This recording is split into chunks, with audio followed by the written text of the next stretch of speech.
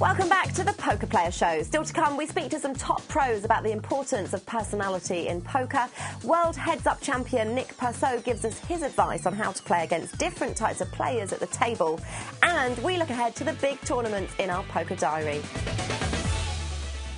Now, most players would say that poker is first and foremost about winning money and taking down tournaments. But it's an inescapable fact that poker is very much an entertainment industry with its fair share of big-name celebrity pros. But is having a personality really that important to the future of the game? Are the Helmuths, Negranus and Tony Gs of this world just a dying breed? We got together with some pros to figure it out. You know, it used to be people played poker for not just love of the game, but, you know, as a sort of an escape from things. It was a kind of an outlaw thing. I think poker's certainly become homogenized to a certain extent. You know, a lot of players, it's not maybe the character of the 1960s or 70s or 80s. Obviously, there's so many people now who are here purely, you know, as a career, to make money, to play properly. And, you know, that's less odd than some of the things that drew people to poker originally. There's a lot of young kids who are doing very extremely well, who play on the internet a lot and yet have no social skills. So when they come to the poker table, they're actually really boring.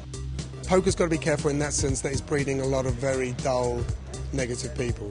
I relish the old days and the old characters. It was just really fun, interesting people. You know, they were quirky, they were funny, they bantered about stuff. Some of them were foul-tempered, some of them were always having a laugh. The winner gets to shoot the loser with a taser gun.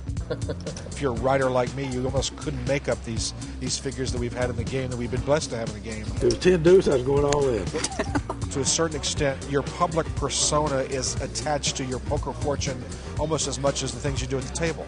In other words, if you're a outgoing, gregarious, interesting personality, a lot of times that can translate into not just dollars and cents and tournament buy-ins, but even a career. I mean, we've seen that happen with a lot of the more interesting personalities in the game, some of whom don't frankly have a lot of tournament success. I told you guys how bad I run at poker. Nobody knows but me. But because they're so interesting to watch, they're compelling to be around. You know, they've created their own sense of identity. There's always these guys, some of them great players, some of them not so, but these guys who made a name for themselves by wearing a big hat and shouting a lot and abusing other people. In case you all didn't know anything about poker, I'll give you a little lesson. And if you actually listen to what some of these people are saying, these characters, a lot of the time they haven't really got a lot to say, you know. But they've got a way that works on TV.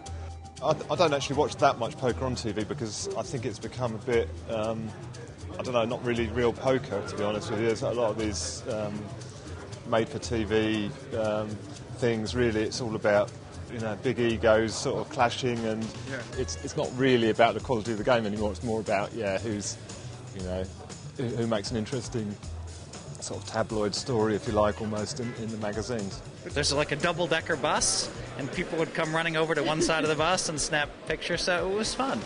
You've either got to make the TV poker more like poker, in which case maybe you don't so much need the personalities, because people can be attracted by the sort of, you know, finer points of the game. Yeah. But if you're going to play it as a sort of crapshoot or whatever, then you kind of need personalities. Otherwise, there's nothing really interesting to watch at all. Yeah. So it's understandable.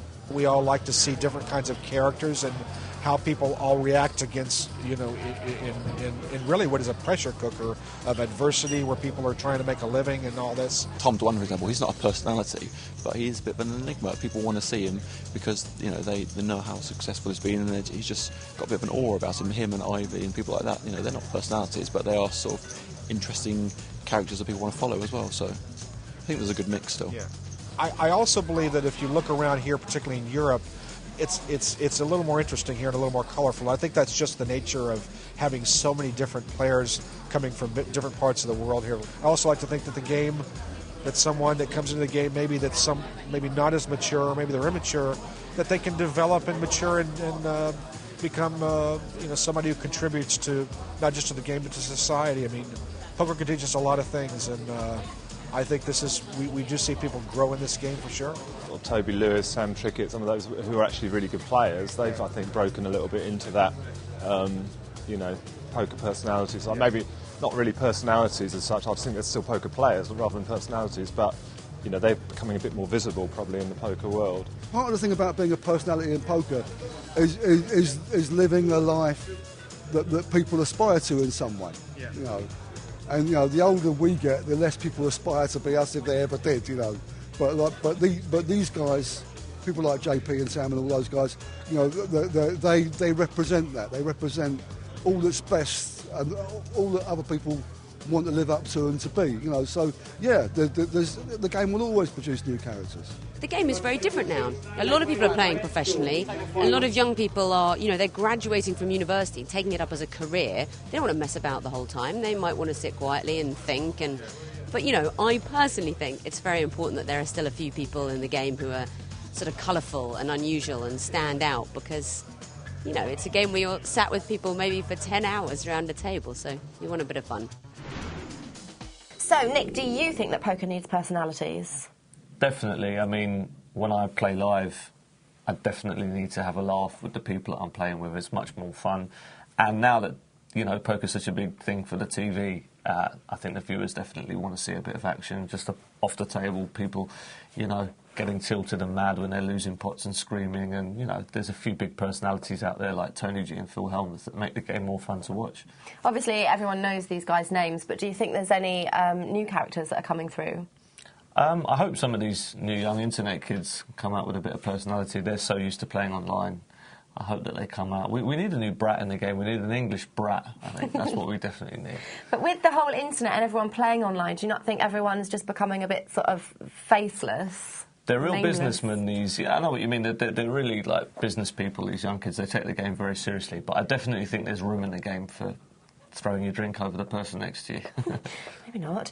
You love a bit of banter at the table, though, don't you? Do you push it with everyone else? I just like to wind people up. I mean, you know, it can be a stressful game, and sometimes you just need a joke and a laugh to break the tension and just make everyone feel relaxed and having a good time. It's entertainment, after all. We all play. It's a game where we like to be entertained.